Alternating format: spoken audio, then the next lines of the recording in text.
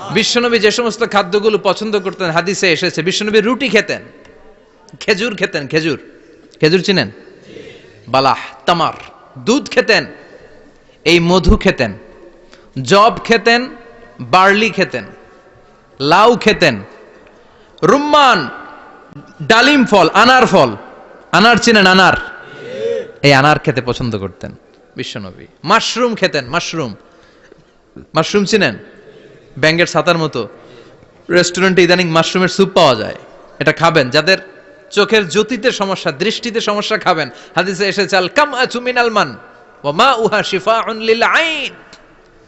Mushroom হলো মান্না সালোয়ার মতো খাবার। মাশরুমের স্যুপ যারা খাবে, চোখের জ্যোতি যাদের কম, তাদের চোখের জ্যোতি বাড়িয়ে দিবে কে? বুখারীর বর্ণনা, কানা রাসূলুল্লাহ ইউহিব্বুল হালাওয়া ওয়াল আসাল।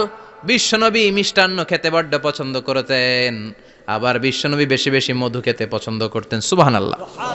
কোরআনে দুইটা জিনিসের ক্ষেত্রে আল্লাহ শিফা যোগ করেছেন, যে দুইটা জিনিসের সাথে সম্পৃক্ত হলে শিফা। এক হচ্ছে কোরআন পড়লে শিফা, অনুনাজ্জিলু মিনাল কোরআনি মা হুয়া শিফা। আবার কোরআনে এই আয়াতের ক্ষেত্রে বলা হয়েছে শিফা ফিহি শিফাউন লিন্নাস। এজন্য সাইয়েদানা ইবনে মাসউদ এই উম্মাকে উদ্দেশ্য করে বলেছেন, আলাইকুম বিশিফাইন, তোমাদের উচিত দুইটা জিনিস থেকে শিফা নেয়া। এক হলো কোরআন, দুই হলো আসাল মানে মধু। কোন সুবহানাল্লাহ। কোরআন তেলাওয়াত করলে অসুস্থরে সুস্থ করে দেয় কে? সূরা ফাতিহা তেলাওয়াত করলে অসুস্থকে সুস্থ বানিয়ে দেয় কে? আবার মধু খেলে সুস্থ বানিয়ে দেয় কে? মধু খেয়ে প্রশংসা করবেন কার? নাকি মধু হই হই বিষাবাইলা বলবেন এগুলা কখনো? খাঁটি মধু খেতে হবে। খাঁটি মধু চিনার উপায় হচ্ছে, এটাতে পিঁপড়া জমে না, এটা ফ্রিজে রাখলে জমাট বাঁধে না, এটাতে দুর্গন্ধ হয় না। এক গ্লাস পানির মধ্যে এক ড্রপ মধু ছেলে দিলে এটা পানির সাথে না মিশে একেবারে নিচে চলে যায়। খাঁটি মধু খেতে হবে। তাহলে ফিহি শিফাউন লিন্নাস।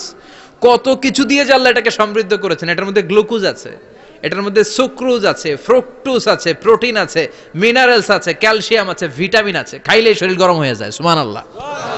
এজন্য শীতকালে বেশি বেশি খাবেন, জাম্পার লাগবে না। শীতকালে মধু খেয়ে রাত্রে বেলায় বের হবেন, আর মাফলার পেঁচিয়ে বের হওয়া লাগবে না। সুবহানাল্লাহ পড়েন।